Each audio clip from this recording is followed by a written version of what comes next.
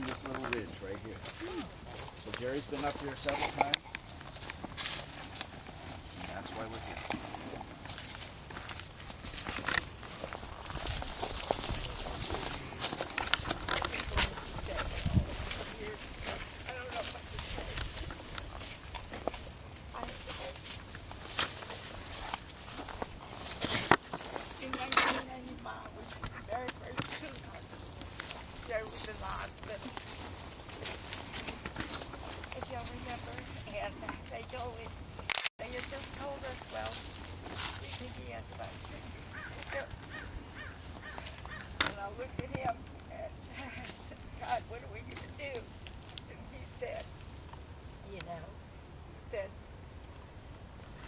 We're going to just keep doing what we're doing, and we're going to do the things we'd like to do more often.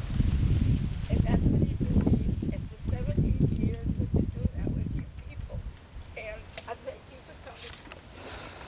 And he will be in the place that he loves. So, thank you. Good run. Good 17 years. He had a good 17 years. We always tell him 2 years and get away with that. I got more than you than 2 years. And all of y'all have been here all those 17 years. It's not lives. Yes. I want to say a few words about Jerry. It's there's so many things I could say.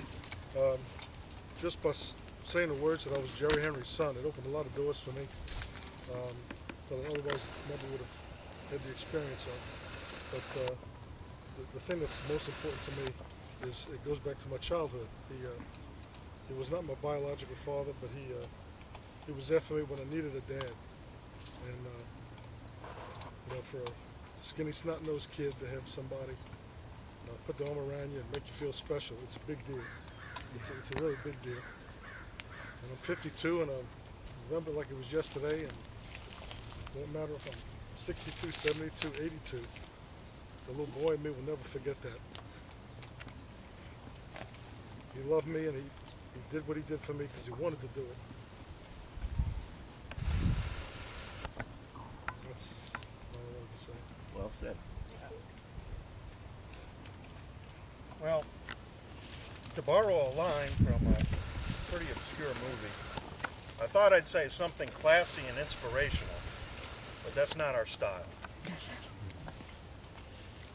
Back a few weeks at the Wine and Food Experience, there was a discussion about what shoes the ladies were going to wear when we went to the Wine and Food Experience.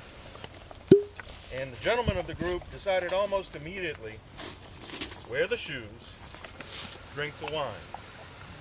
And I thought, that's Mr. Jerry. He's here, he's in us, he's in all of us, and now he's going to be in the wine. And how cool is that?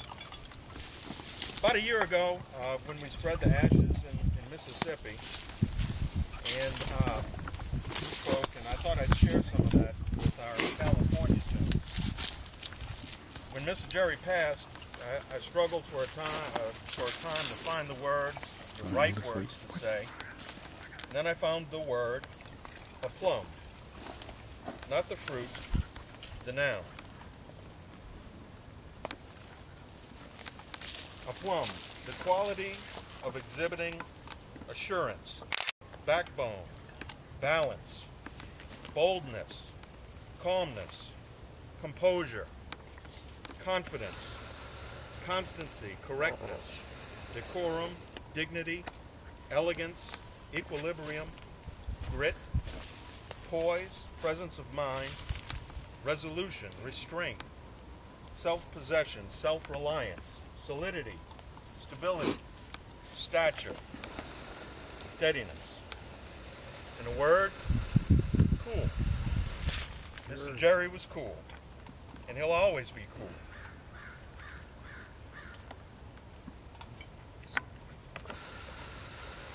Aplomb is from the Old French, meaning perpendicularity, equilibrium. It's a word used to describe a person who has an ease about him, a confident poise, and especially in difficult or challenging circumstances.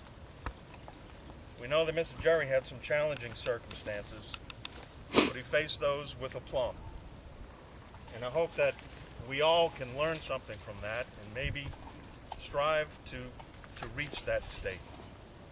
A classy guy, a dignified guy, we're all going to miss him.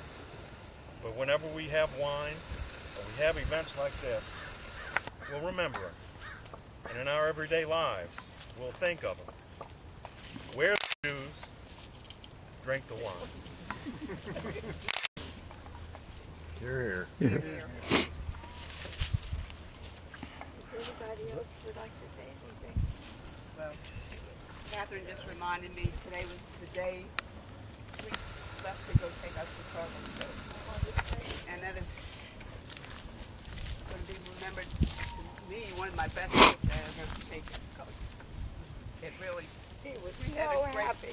and he had such a good, sat there with his little donut, put it on the window and said, look at my porthole, like we're on a cruise ship. And we probably said this in Mississippi, but California people maybe didn't hear this, but it was a great trip. Went to the Cubs game, couldn't ask for a better time. And it's something he always Yeah, wanted to do, and take that's- that train up. It'll be my great memory. And he said, Many. I had a hell of a good time.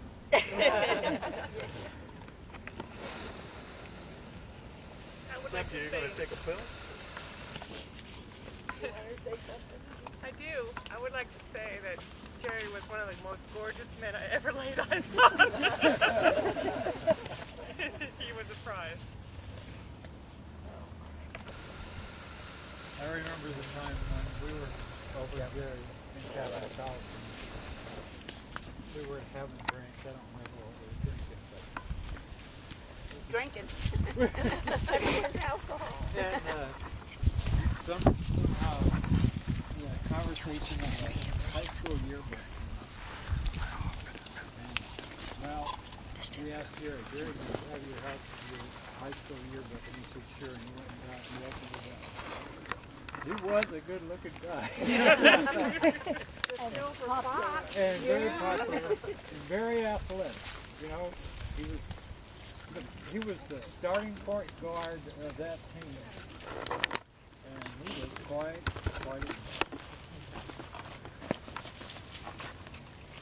And a flashy dresser. Until he retired. He didn't care what he went out of the house in. Then he was a tune. Yeah, it has a tip. Yeah. There's something that Elliot gave me. He wanted me to read today. Elliot says, my mother had a favorite saying that went, time obliterates everything except memory. That tidbit of parental philosophy comes back to me as we gather to honor Jerry almost a year after his passing. Time has moved on, and this is how I sort of imagined it in my head. I'm on a trail on the slope of a hill. The path down is to a fog-shrouded valley where dwells my mourning and loss. But the path up is one bathed in sunshine. It is here where the fruits of memory hang in the thick clusters like ripe grapes, continually needing to be harvested. Jerry on his mower. Jerry enjoying a cigar. Jerry bathed in smoke and flavor of the Cajun microwave. Jerry would sing-song laughter saying, that boy ain't right.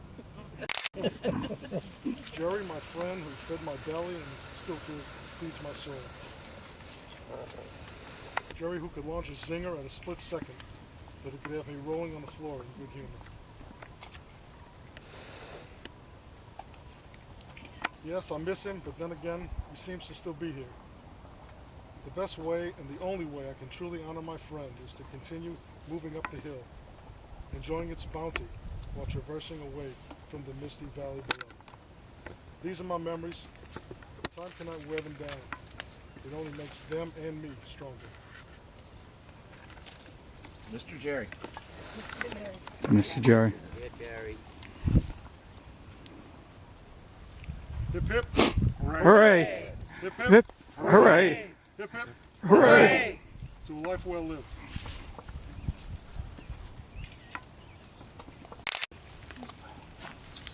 Tastes good to me. Okay,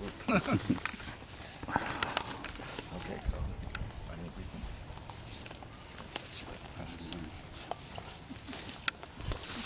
To everyone, Wayne Cogan, who y'all all know very well, said be sure and tell everybody that he wanted to be here.